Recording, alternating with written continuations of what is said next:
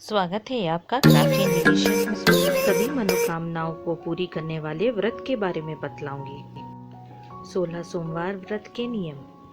सोमवार का व्रत चैत्र, वैशाख, सावन, माघ शीर्ष, कार्तिक मास में प्रारंभ किया जाता है। साधारण तथा श्रावण मास में सोमवार का व्रत विशेष लाभकारी है।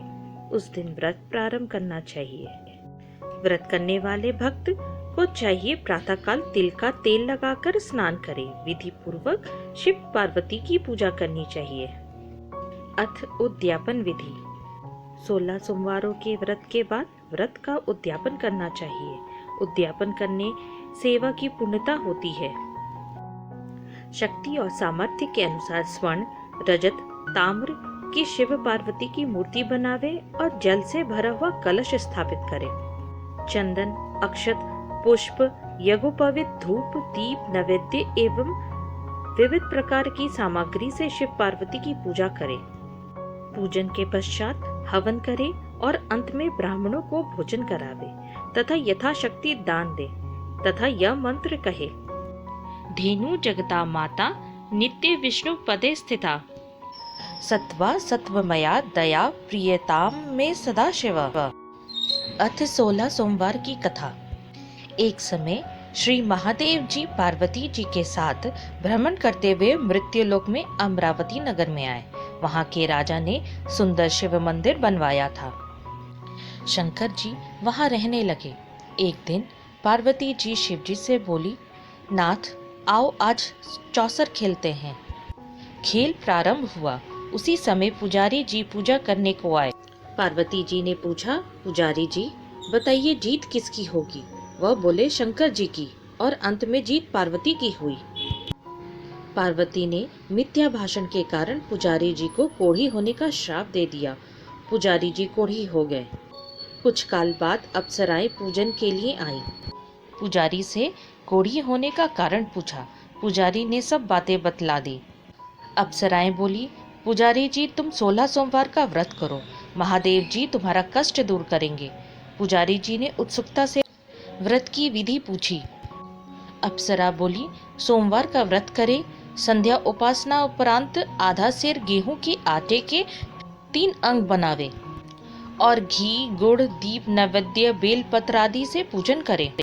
बाद में 1 अंगा शिव जी को अर्पण कर शेष 2 अंगा प्रसाद समझकर वितरित कर प्रसाद लें।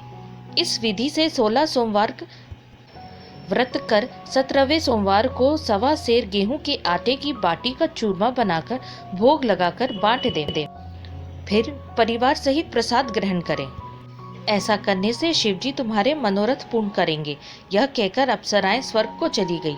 पुजारी जी यथाविधि व्रत कर रोग मुक्त हुए और पूजन करने लगे। कुछ दिन बाद शंकर पार्वती पुनः आए। पुजारी जी को कुशल पूर्वक देखा। पार्वती ने रोग मुक्ति का कारण पूछा। पुजारी के कथानुसार पार्वती ने व्रत किया। फलस्वरूप अप्रसन्न कार्तिकेय जी माता के आज्ञाकारी हुए। कार्तिकेय जी ने मां पार्वती से पूछा कि क्या कारण है, मेरा मन आपके चरणों में लगा।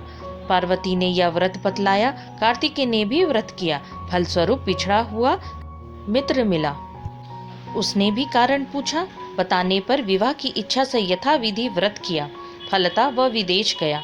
वहां राजा की कन्या का स्वयंवर था। राजा का प्रण था कि हथनी जिसको माला पहनाएगी उसी के साथ पुत्री का विवाह होगा। वह ब्राह्मण भी स्वयंवर देखने की इच्छा से एक ओर जा बैठा।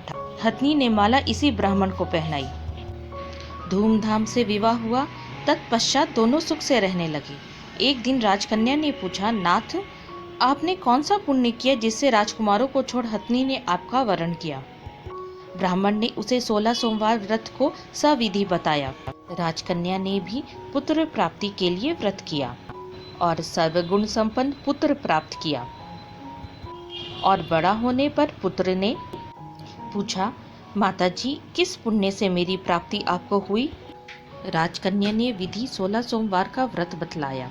पुत्र राज्य कामना से व्रत करने लगा। उसी समय राजा के दूतों ने आकर उसे राजकन्या के लिए वरण किया। आनंद से विवाह संपन्न हुआ। राजा का स्वर्गवास होने पर ब्राह्मण कुमार को राजगद्दी मिली। फिर भी वह इस व्रत को करता रहा। एक दिन उसने अपने पत्नी से पूजन सामग्री शिवालय में ले चलने को कहा, परंतु उसने दासियों द्वारा भिजवा दी। जब राजा ने पूजन समाप्त किया तो आकाशवाणी हुई कि इस पत्नी को निकाल दे, नहीं तो तेरा सत्यानाश कर देगी। प्रभु की आज्ञा मान उसे रानी को निकाल दिया। रानी भाग्य को कोसती हुई नगर में एक बुढ़िया के पास गई। दीन देखकर बुढ़िया ने इसके सिर पर सूत की पोटली रख बाजार भेजी। रास्ते में आंधी आई, पोटली उड़ गई। बुढ़िया ने उसको फटकार कर भगाया। यहाँ से तेली के पास पहुंची तो सब मांड चटक गए। उसने भी निकाल दिया। पानी पीने नदी पर पहुंची तो नदी सूख गई।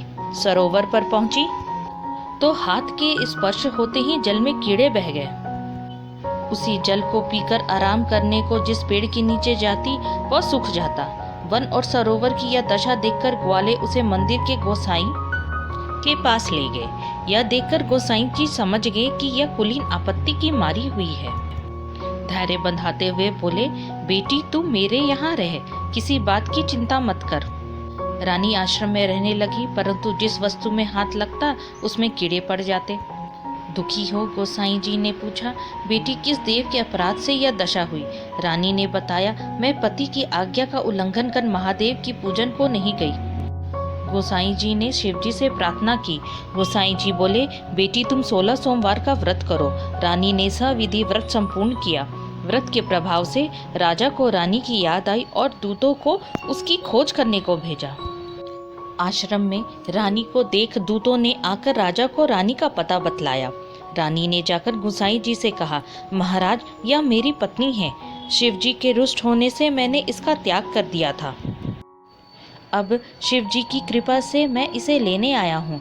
कृपया इसे जाने की आज्ञा दें। गोसाई जी ने आज्ञा दे दी। राजा रानी नगर में आए। नगरवासियों ने नगर सजाया, बाजे बजाने लगे। मंगलोच्चार हुआ। शिवजी की कृपा से प्रतिवर्ष 16 सोमवार व्रत को कर रानी के साथ आनंद से रहने लगे। अंत में शिवलोक को प्राप्त हुए। इसी प्रकार जो मनुष्य भक्ति सहित और विधि पूर्वक 16 सोमवार व्रत को करता है और कथा सुनता है, उसकी सब मनोकामनाएं पूर्ण होती हैं और अंत में शिवलोक को प्राप्त होता है। इसी के साथ 16 सोमवार की व्रत कथा समाप्त हुई। ओम नमः शिवाय।